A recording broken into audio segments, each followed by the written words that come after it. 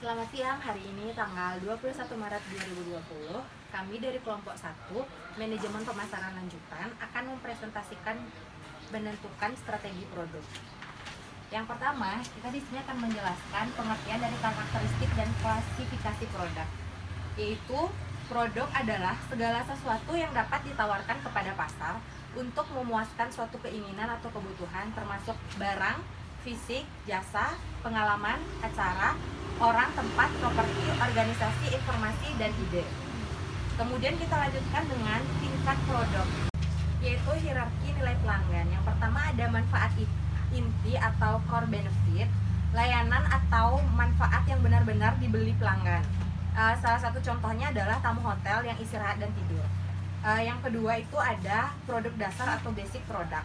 Yang di sini contohnya seseorang menyewa kamar hotel meliputi langsung tempat tidur, kamar mandi, handuk, meja, lemari pakaian, dan toilet. Yang ketiga ada produk yang diharapkan atau expect product, sekelompok atribut dan kondisi yang biasanya diharapkan pembeli ketika mereka membeli produk ini. Yang keempat ada produk tambahan, jadi argumen produk yang melebihi harapan pelanggan. Yang terakhir itu ada produk potensial atau potensial produk yang mencakup semua kemungkinan tambahan dan transformasi yang mungkin dialami sebuah produk atau penawaran di masa depan. Ini adalah tempat di mana perusahaan mencari cara baru dan memuaskan pelanggan dan membedakan penawaran mereka. Selanjutnya akan dilanjutkan oleh teman saya. Selanjutnya ada klasifikasi produk. Dulu pemasar mengklasifikasikan produk berdasarkan ketahanan, keberwujudan, dan kegunaan. Dalam ketahanan dan keberwujudan, pasar menggolongkan produk menjadi 3 kelompok. Yang pertama, barang-barang yang tidak tahan lama. Barang yang tidak tahan lama adalah barang berwujud yang biasanya dikonsumsi dalam satu atau beberapa kali penggunaan, seperti misalnya sabun, shampoo, pasta gigi. Yang kedua, barang tahan lama. Barang tahan lama adalah barang-barang berwujud yang biasanya dapat digunakan untuk waktu yang lama, seperti misalnya kulkas, peralatan, alat-alat mesin, dan lain-lain. Produk tahan lama biasanya memerlukan penjualan personal dan jasa, menuntut margin yang lebih tinggi dan memerlukan garansi penjualan yang lebih banyak. Dan yang ketiga ada jasa. Jasa adalah produk yang tak berwujud, tak terpisahkan, bervariasi, dan dapat musnah. Contohnya itu seperti salon, nasihat hukum, dan perbaikan peralatan. Selanjutnya, klasifikasi barang konsumen. Klasifikasi barang konsumen dapat dibedakan menjadi 4, yaitu barang sehari-hari, barang belanja, barang khusus, dan barang yang tak dicari. Barang-barang sehari-hari, contohnya itu seperti makanan, minuman, sabun, lotion, dan lain-lain. Lalu barang belanja adalah barang yang secara karakteristik dibandingkan oleh konsumen berdasarkan kecocokan, kualitas harga, dan gaya. Contohnya itu seperti perabotan, pakaian, dan lain-lain. Selanjutnya ada barang khusus. Contohnya itu seperti mobil, peralatan fotografi, motor, laptop, dan lain-lain. Dan yang terakhir ada barang yang tak dicari. Barang yang tak dicari adalah barang yang tidak dikenal konsumen atau biasanya tidak terpikirkan untuk dibeli. Misalnya itu seperti asuransi jiwa, daerah pemakaman, dan lain sebagainya. Baik, materi selanjutnya yaitu klasifikasi barang industri. Barang industri merupakan barang-barang yang dikonsumsi atau dibeli oleh industriawan untuk keperluan selain dikonsumsi langsung. Klasifikasi barang industri dibagi menjadi 3 macam, yaitu bahan dan suku cadang, barang modal, dan layanan bisnis dan pasokan. Bahan dan suku cadang merupakan barang yang seluruhnya menjadi bagian dari produk produsen. Adapun bahan dan suku cadang dibagi menjadi 2, yaitu bahan mentah dan bahan dan suku cadang manufaktur. Yang kedua yaitu barang modal. Barang modal yaitu bahan tahan lama yang memfasilitasi pengembangan dan pengelolaan produk jadi. Barang modal dibagi menjadi 2, yaitu instalasi dan peralatan. Yang ketiga yaitu layanan bisnis dan pasokan. Layanan bisnis di sini merupakan barang dan jasa jangka pendek yang memfasilitasi pengembangan dan pengelolaan produk jadi. Layanan bisnis dan pasokan dibagi menjadi 2, yaitu barang pemeliharaan dan perbaikan, dan pasokan operasi. Materi selanjutnya yaitu diferensi produk. Diferensi produk yaitu keunggulan atau keunikan suatu produk dibanding dengan produk pesaing yang membuat produk tersebut lebih diminati oleh konsumen karena memiliki nilai lebih. Adapun 10 diferensi produk. Yang pertama yaitu bentuk. Bentuk digunakan untuk diferensi produk berdasarkan ukuran, model, struktur fisik produk. Kemudian yang kedua ada fitur. Fitur merupakan alat persaingan yang digunakan untuk membedakan produk satu dengan produk lainnya.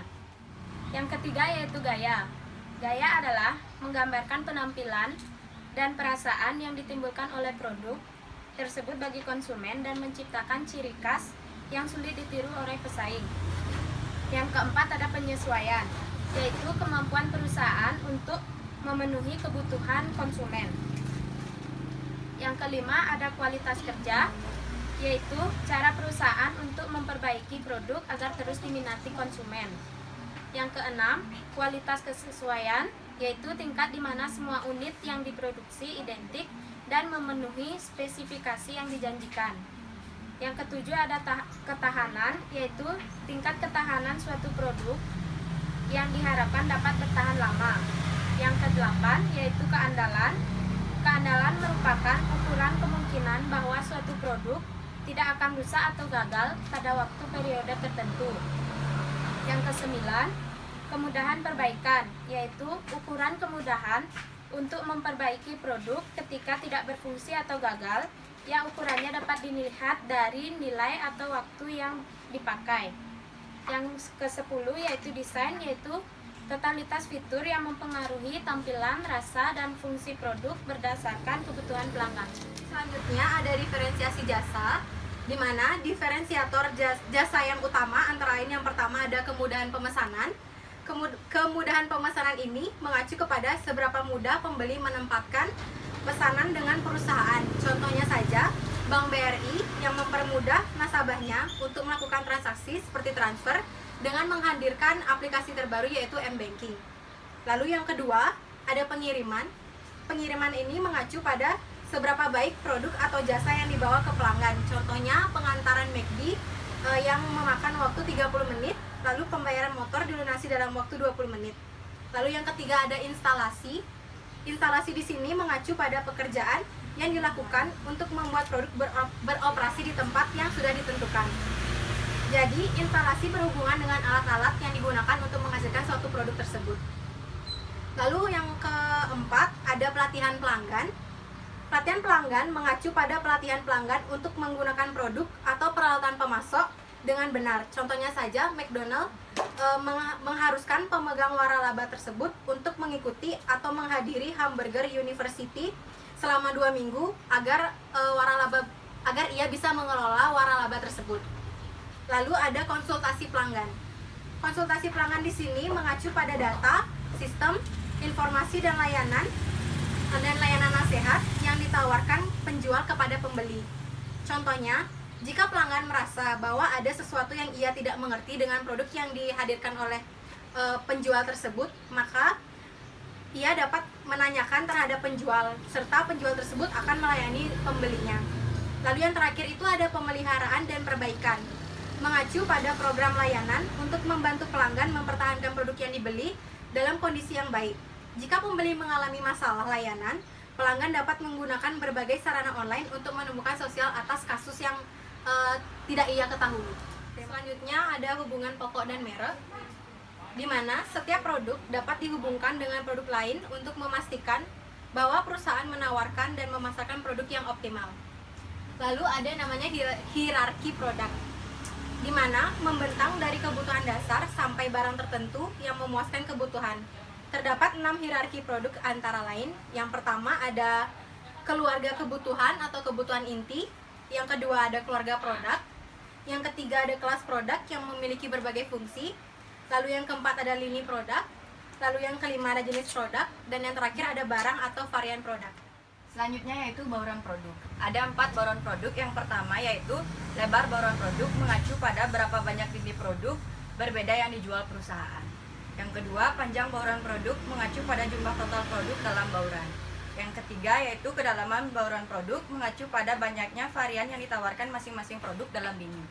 Yang keempat yaitu konsistensi bauran produk mengacu pada seberapa banyak hubungan dari berbagai lini, produk dan pengguna akhir, persyaratan produksi, saluran distribusi atau dengan cara lain. Selanjutnya analisis lini produk. Dalam menawarkan lini produk, perusahaan biasanya mengembangkan kerangka dasar dan modul yang dapat ditambahkan untuk memenuhi kebutuhan pelanggan yang berbeda. Misalnya, pembuatan rumah memperlihatkan model rumah, di mana pembeli dapat menambahkan fitur tambahan. Pendekatan ini memungkinkan perusahaan menawarkan keragaman dan menurunkan biaya produksi. Selanjutnya yaitu penjualan dan laba. Laporan penjualan dan laba untuk 5 item lini produk. Item pertama menduduki 50% total penjualan dan 30% total laba. Dan item pertama menduduki 80% total penjualan dan 60% total laba. Jika dua item ini tiba-tiba dilukai pesaing, penjualan dan profitabilitas lini bisa jatuh. Item ini harus diamati dan dilindungi. Di sisi lain, item terakhir hanya menghantarkan 5% penjualan dan laba lini produk. Manajer lini produk dapat mempertimbangkan untuk membuang item ini kecuali item tersebut mempunyai potensi pertumbuhan yang kuat. Selanjutnya, perusahaan dapat mengklasifikasikan produknya menjadi 4 tipe yang menghasilkan berbagai margin kotor. Yang pertama, produk inti, komputer, laptop, dasar menghasilkan volume penjualan tinggi dan dipromosikan besar-besaran tetapi dengan margin rendah karena produk ini dipandang sebagai komoditas yang tidak terdiferensiasi. Yang kedua, produk dasar, item-item dengan volume penjualan rendah dan tanpa promosi seperti CPU yang lebih cepat atau memori yang lebih besar. Item ini menghasilkan margin yang cukup tinggi. Yang ketiga yaitu produk khusus, item-item dengan volume rendah tetapi dipromosikan secara besar-besaran seperti peralatan pembuatan film digital atau yang dapat menghasilkan pendapatan untuk jasa seperti pengiriman pribadi atau pelatihan di lapangan. Yang keempat yaitu barang sehari-hari, item yang dijual dengan volume tinggi tetapi kurang mendapatkan promosi seperti tas pembungkus, aksesoris, dan piranti lunak. Konsumen cenderung membeli item-item tersebut di tempat di mana mereka membeli peralatan pertama karena lebih nyaman dibandingkan bila harus melakukan perjalanan yang lebih jauh. Selanjutnya yaitu profil pasar. Profil pasar, manajer lini produk harus meninjau bagaimana lini itu diposisikan terhadap lini pesaing. Panjang lini produk. Tujuan perusahaan memperpanjang lini produk untuk menciptakan lini produk yang memfasilitasi penjualan silang. Selanjutnya, perusahaan memperpanjang lini produknya dengan 2 cara. Yang pertama, perpanjangan lini, yang kedua, pengisian lini. Selanjutnya, perpanjangan lini. Perpanjangan lini terjadi ketika perusahaan memperpanjang lini produknya di luar kisarannya saat ini. Perusahaan dapat memperpanjang lininya ke bagian bawah pasar, bagian atas pasar, atau keduanya. Yang pertama, perusahaan mungkin memperhatikan peluang pertumbuhan yang kuat ketika pengecer massal seperti Walmart, Best Buy, dan lainnya menarik semakin banyak jumlah pembelanja yang menginginkan barang berharga murah. Yang kedua, perusahaan mungkin ingin mengikat pesaing di kelas bawah yang jika tidak terikat mungkin berusaha bergerak naik ke sisi atas pasar. Jika perusahaan diserang oleh pesaing kelas bawah, perusahaan sering memutuskan untuk menyerang balik dengan memasuki sisi bawah pasar. Alasan yang ketiga, perusahaan mungkin menemukan bahwa pasar menengah dalam keadaan stagnan atau menurun. Yang ketiga, perpanjangan 2 arah. Perusahaan yang melayani pasar menengah dapat memutuskan untuk perpanjangan lini mereka ke 2 arah. Selanjutnya, pengisian lini. Lini produk juga dapat diperpanjang dengan menambah lebih banyak jenis produk dalam rentang lini sekarang. Motif untuk melakukan hal ini adalah memperoleh tambahan laba, berupaya memanfaatkan kapasitas yang berlebihan, berupaya menjadi perusahaan terdepan dengan lini lengkap. Selanjutnya ada modernisasi lini. Dalam pasar produk yang berubah dengan cepat, modernisasi terus berlangsung. Perusahaan merencanakan perbaikan untuk mendorong perpindahan pelanggan ke barang yang bernilai dan berharga lebih tinggi. Lalu ada pengurangan lini. Salah satu studi menemukan bahwa untuk pengecer Belanda yang besar. Pengurangan pilihan utama menyebabkan penurunan jangka pendek dalam penjumlahan kategori, terutama disebabkan semakin sedikitnya pembelian kategori yang dilakukan oleh pembeli terdahulu. Tetapi, pengurangan ini juga menarik pembeli kategori baru pada saat yang sama. Lalu, ada penampilan lini. Lain waktu manajer akan menampilkan item mahal untuk memberi gengsi pada lininya terjual baik dan ujung lainnya tidak laku. Ada penetapan harga bauran produk. Dalam penetapan harga bauran produk, perusahaan mencari sekumpulan harga yang memaksimalkan laba keseluruhan bauran. Kita dapat membedakan 6 situasi yang membutuhkan penetapan harga bauran pokok. Yang pertama, penetapan harga lini produk. Perusahaan biasanya mengembangkan lini produk alih-alih mengembangkan produk tunggal serta memperkenalkan jenjang harga. Dalam banyak lini perdagangan, penjual menggunakan titik harga yang telah ditentukan untuk produk dalam lini mereka. Lalu tugas penjual adalah menentukan perbedaan kualitas anggapan yang mengesahkan perbedaan harga. Lalu selanjutnya ada penetapan harga fitur opsional. Penetapan harga adalah masalah yang sulit karena perusahaan harus memutuskan item mana yang akan dimasukkan dalam harga standar dan mana yang ditawarkan sebagai pilihan. Penetapan harga produk terikat. Beberapa produk harus menggunakan produk tambahan atau produk terikat.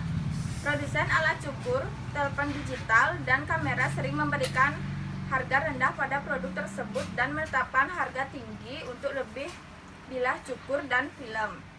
Penetapan harga dua bagian. Perusahaan jasa terlibat dalam penetapan harga dua bagian dari biaya tetap ditambah biaya pengurangan variabel. Taman hiburan mengenakan biaya masuk ditambah biaya untuk wahana dengan nilai minimum tertentu. Perusahaan jasa menghadapi masalah yang sama dengan penetapan harga produk terikat, yaitu seberapa besar biaya yang dikenakan untuk jasa dasar dan seberapa besar biaya untuk penggunaan variabelnya. Biaya tetap harus cukup rendah untuk menghasilkan pembelian jasa. Lalu, laba dihasilkan dari fee penggunaan. Selanjutnya, ada penetapan harga produk sampingan. Jika produk sampingan mempunyai nilai bagi sekelompok pelanggan, produk sampingan tersebut harus ditetapkan harganya berdasarkan nilainya. Semua laba yang dihasilkan dari produk sampingan akan mempermudah perusahaan menggunakan harga yang lebih rendah untuk produk utamanya jika persaingan memaksa perusahaan melakukannya. Selanjutnya, ada penetapan harga paket produk. Penjual sering memaketkan produk dan fitur. Itu dibagi menjadi dua. Yang pertama, pemaketan murni. Terjadi ketika perusahaan menawarkan produknya hanya sebagai paket. Lalu yang kedua, ada pemaketan campuran. Dalam pemaketan campuran, penjual menawarkan barang baik secara individu atau dalam satu paket. Ketika menawarkan paket campuran, penjual biasanya menggunakan harga yang lebih murah untuk paket dibandingkan jika barang dibeli secara terpisah. Selanjutnya ada co-branding dan penetapan merek bahan baku. Co-branding sendiri adalah penetapan merek bersama. Kelebihan dari co-branding yaitu bahwa sebuah produk dapat diposisikan secara meyakinkan melalui kelebihan berbagai merek lainnya. Selain memiliki kelebihan, ada juga kekurangan dari co-branding, yaitu kurangnya kendali terhubung dengan merek lain dalam pikiran konsumen. Selanjutnya ada penetapan merek bahan baku. Penetapan merek bahan baku menciptakan ekuitas merek bagi bahan, komponen, atau suku cadang yang selalu terkandung dalam merek. Selanjutnya ada pengemasan. Pengemasan atau packing adalah kegiatan merancang dan memproduksi wadah untuk sebuah produk. Dan selanjutnya ada pelabelan. Label ini mengidentifikasi produk atau merek. Label juga dapat mempromosikan produk melalui grafis yang menarik. Dan yang terakhir ada jaminan dan garansi. Semua penjual bertanggung jawab secara hukum untuk memenuhi harapan normal atau rasional pembeli. Jaminan adalah pernyataan resmi kinerja produk yang diharapkan produsen. Sekian presentasi dari kelompok kami. Mohon maaf jika ada salah kata atau pengucapan di presentasi kami, mohon dimaafkan. Dan sekarang kami akan lanjutkan dengan sesi tanya jawab.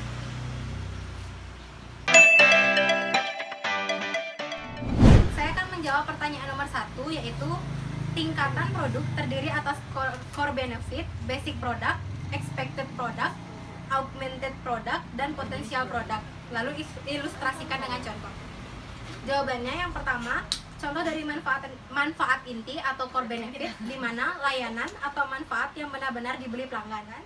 Contoh yang bisa saya ambil yaitu di mana kita sebagai wanita membeli manfaat dari alat-alat make up, seperti bedak untuk mempercantik wajah dan lipstik untuk memberi warna pada bibir agar terlihat lebih fresh. Lalu yang kedua ada produk dasar atau basic product, di mana setiap produk memiliki karakteristiknya masing-masing, seperti bentuknya yang padat, kental, dan cair. Lalu warnanya ada yang merah, pink, kuning, dan putih. Lalu yang ketiga, ada produk yang diharapkan atau expected product, di mana pemasar menyiapkan produk atau jasa yang sudah diharapkan pembeli saat mereka membeli produk atau jasa tersebut. Contohnya, wanita membeli produk kosmetik berharap agar kemasan produk kuat, tidak mudah bocor, dan simpel. Lalu produk tersebut sesuai manfaat atau kegunaannya dengan yang tertera pada kemasan. Lalu ada produk tambahan atau augmented product, di mana pemasar menyiapkan produk tambahan yang melebihi harapan pembeli. Contohnya, foundation yang dulu hanya dituang, pemasar juga menyiapkan dalam bentuk pump yang dimana dapat mencegah tumpahnya foundation. Lalu eyeshadow yang diberi produk tambahan berupa kuas. Lalu yang terakhir ada produk potensial atau potensial product, di mana pemasar mencari cara baru untuk memuaskan pelanggan.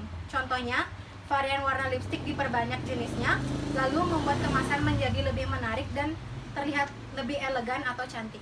Terima kasih. Saya akan menjawab pertanyaan nomor 2.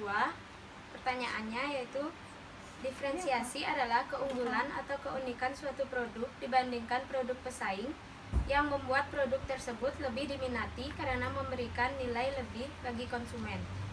Terdapat berbagai opsi diferensiasi dari bentuk, fitur, hingga gaya.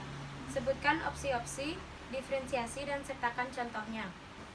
Yang pertama yaitu bentuk.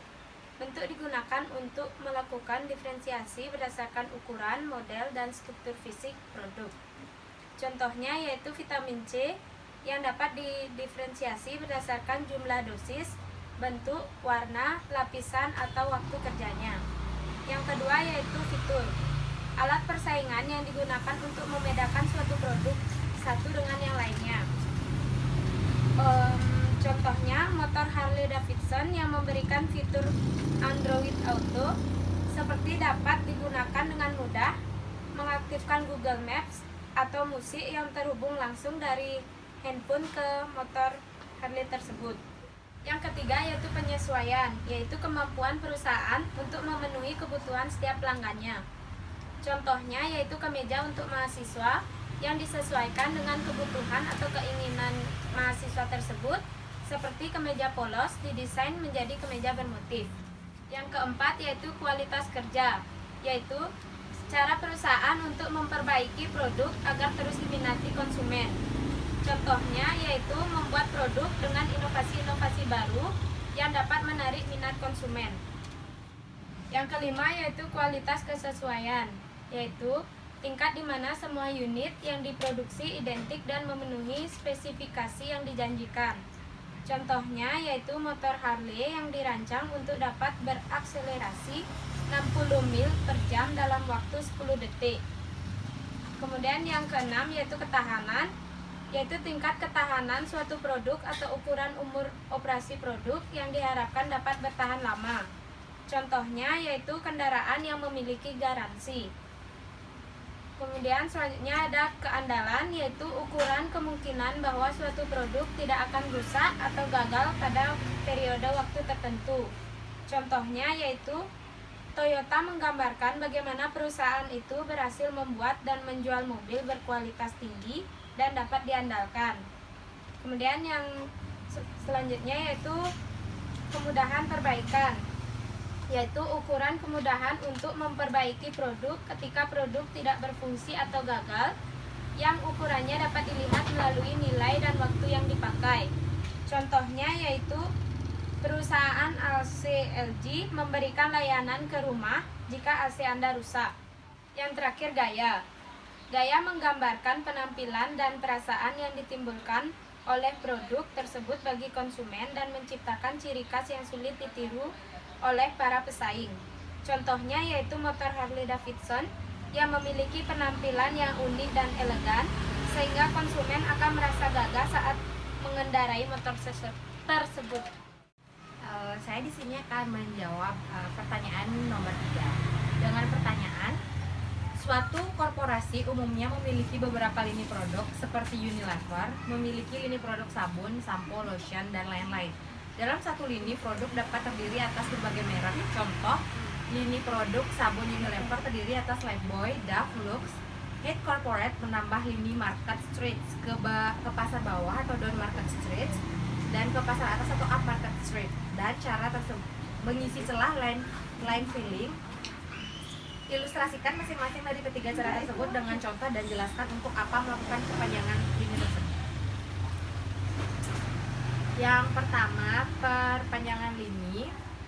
Panjang lini produk. Tujuan perusahaan mempengaruhi panjang lini produk yaitu adalah menciptakan lini produk untuk mendorong penjualan ke atas, serta menciptakan lini produk yang memfasilitasi penjualan silang, juga menciptakan lini produk yang terlindung dari peningkatan dan penurunan kondisi ekonomi.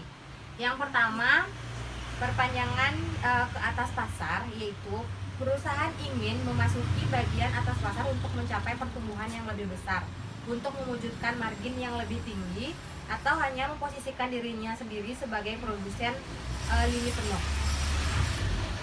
Yaitu contohnya General Electric memperkenalkan merek G-Profile untuk menawarkan peralatan rumah tangga besarnya di pasar kelas atas.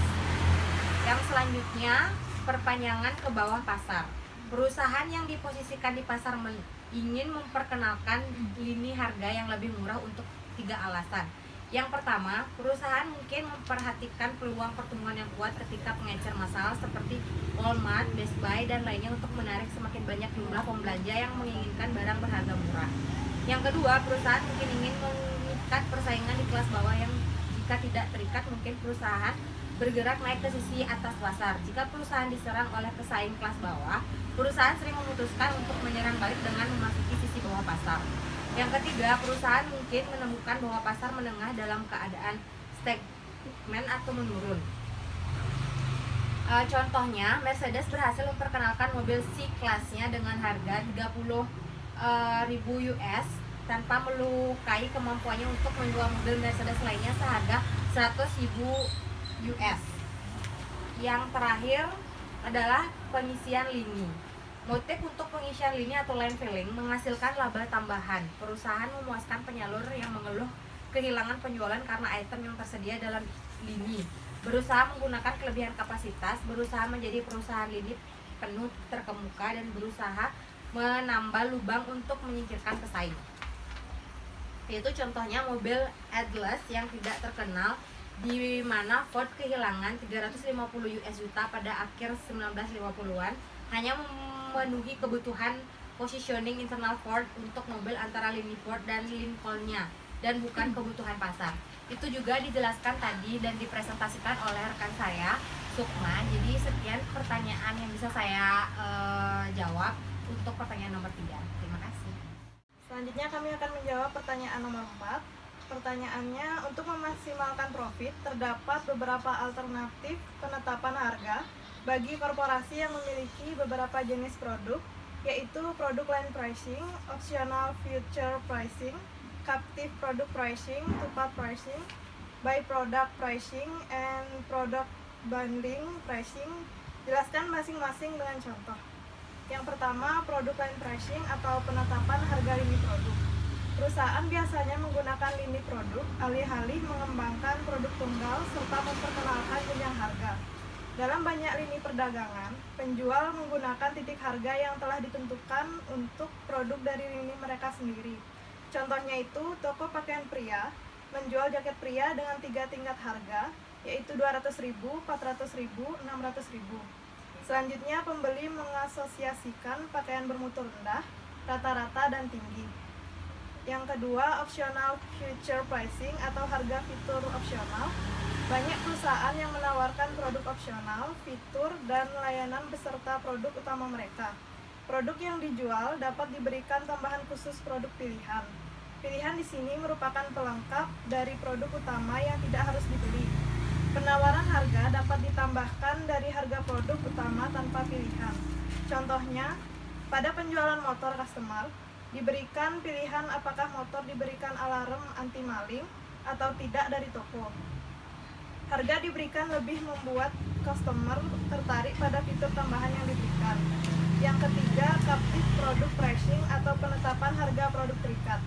Produk yang dijual merupakan produk yang harus ada untuk menjalankan produk utama yang berupa alat. Harga produk di sini pada umumnya lebih kecil dari produk utama dan dibeli secara terus-menerus oleh customer agar dapat menjalankan produk utama. Contohnya itu pengharum ruangan elektrik Stella. Customer harus membeli isinya agar dapat menikmati harumnya Stella tersebut, karena alatnya saja tidak dapat menghasilkan bau harum. Yang keempat yaitu two-part pricing. Produk yang dijual berupa tarif dalam penggunaan produk. Produk memiliki dua tipe penetapan harga, yaitu harga dasar dan harga jasa. Disebut juga harga tetap dan harga variabel. Harga tetap berupa barang yang tetap dikenai pada customer, baik customer menggunakan produk atau tidak. Sedangkan harga variabel, harga yang dipengaruhi oleh penggunaan produk. Contohnya yaitu harga listrik yang diberikan oleh perusahaan listrik negara. Jika customer tidak menggunakan listrik, maka tetap membayar. Dalam pemakaian kemudian juga membayar sebesar listrik yang digunakan. Yang kelima, by product pricing. Produk utama yang dijual menghasilkan produk lain yang dapat dijual. Penetapan harga produk lain tersebut dapat digunakan untuk mempengaruhi harga produk utama.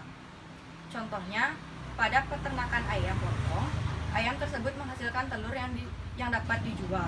Dengan adanya penghasilan telur, ayam dapat dijual dengan murah ketika tidak dapat menghasilkan telur lagi atau sudah waktunya untuk dipotong. Harganya jauh lebih murah dibandingkan dengan harga ayam potong ketika belum menghasilkan telur. Yang keenam, produk bundling pricing. Produk utama dijual dalam bentuk paket. Berbeda dari pilihan di mana pilihan tidak mempengaruhi produk utama secara keseluruhan. Dalam paket tersebut menjadi dua bentuk, paket murni dan paket campuran. Paket murni, barang yang dijual berupa produk yang utama dan produk yang menjalankan produk utama. Contohnya, penjualan paket makanan Cibes. Makanan yang dibeli secara paket ayam, nasi, dan minuman lebih murah daripada beli satu persatu, di mana customer tidak harus membeli keseluruhannya. Saya akan menjawab soal nomor 5. Soalnya, peran packaging saat ini begitu penting untuk memperoleh perhatian konsumen, sehingga banyak pemasar menyebut packaging adalah elemen P kelima dalam marketing mix bersama dengan produk, price, place, dan promotion. Jelaskan faktor-faktor yang berkontribusi terhadap meningkatnya peran kemasan sebagai alat pemasaran. Jawabannya, beberapa faktor mempunyai kontribusi terhadap semakin banyaknya penggunaan kemasan sebagai alat pemasaran. Yang pertama ada swalayan. Mengingat 50-70% dari semua pembelian dilakukan di toko, kemasan yang efektif harus diperhatikan untuk dapat menarik perhatian, menggambarkan fitur produk, menciptakan keyakinan konsumen, dan membuat kesan keseluruhan yang menyenangkan. Yang kedua, kekayaan konsumen. Peningkatan kekayaan konsumen berarti konsumen bersedia membayar sedikit lebih besar untuk kenyamanan, penampilan, keandalan, dan gengsi kemasan yang lebih baik. Yang ketiga, peluang inovasi. Kemasan inovatif dapat membawa manfaat besar bagi konsumen dan laba bagi produsen. Untuk mencapai tujuan pemasaran merek dan memuaskan keinginan konsumen, pemasar harus memilih komponen estetika dan fungsional kemasan dengan tepat. Pertimbangan estetika berhubungan dengan ukuran kemasan serta bentuk, bahan, warna, teks, dan grafis. Selanjutnya saya akan menjawab pertanyaan nomor 6. Pertanyaannya adalah, setelah perusahaan mendesain kemasannya, mereka harus mengujinya.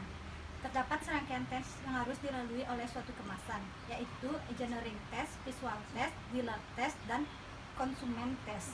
Jelaskan masing-masing tes tersebut dan paparkan isu terkini terkait penggunaan kemasan untuk produk dan bagaimana solusinya. Nah, jadi yang pertama itu adalah engineering test atau uji engineering. yaitu di mana perusahaan harus memastikan kemasan berfungsi dalam kondisi normal atau tidak. Yang kedua, visual test atau uji visual. Dalam hal ini, perusahaan harus memahami skenario dan memastikan warna, desain, dan kemasan selaras. Yang ketiga, ada dealer test atau uji penyalur. Adalah di mana penyalur harus menemukan daya tarik paket dan mudah ditangani. Yang keempat adalah customer test atau uji konsumen, di mana dalam tes ini akan diuji apakah pembeli akan memberikan respon yang baik terhadap desain kemasannya. Selanjutnya, ada isu yang terkait penggunaan kemasan untuk produk. Di sini kita ambil isu yang sedang maraknya, yaitu pencemaran lingkungan oleh limbah plastik. Kita ambil contoh, pada awalnya supermarket menggunakan kantong plastik untuk mengemas belanjaan konsumen. Dan setelah isu diet plastik ini diberlakukan, supermarket mengambil solusi dengan mengganti kantong plastik tersebut dengan paper bag yang lebih ramah lingkungan. Untuk pertanyaan nomor 7 akan dilanjutkan oleh rekan saya. Di sini saya akan menjawab pertanyaan yang nomor 7, yaitu mengapa garansi penting. Jenis produk yang bagaimana yang perlu memberikan garansi. Dengan adanya garansi, pelanggan mengetahui bahwa produk yang mereka beli ada jaminan jika terjadi kerusakan. Garansi merupakan poin yang paling krusial dalam mengetahui keputusan pelanggan untuk membeli suatu produk. Garansi juga memberikan kemudahan bagi pelanggan jika ada keluhan mengenai produk yang telah dibeli, karena mereka mengharapkan perusahaan siap untuk melayani dan berpegangan teguh pada komitmen untuk memberikan kompensasi yang sesuai. Selain itu, garansi berperan untuk memperkuat loyalitas pelanggan dalam jangka panjang. Jenis produk yang perlu memberikan garansi yaitu contohnya barang elektronik. Biasanya memberikan garansi terhadap kerusakan, karena banyak orang yang ragu membeli gara-gara barang elektronik gampang rusak dan kalau diperbaiki biayanya juga mahal.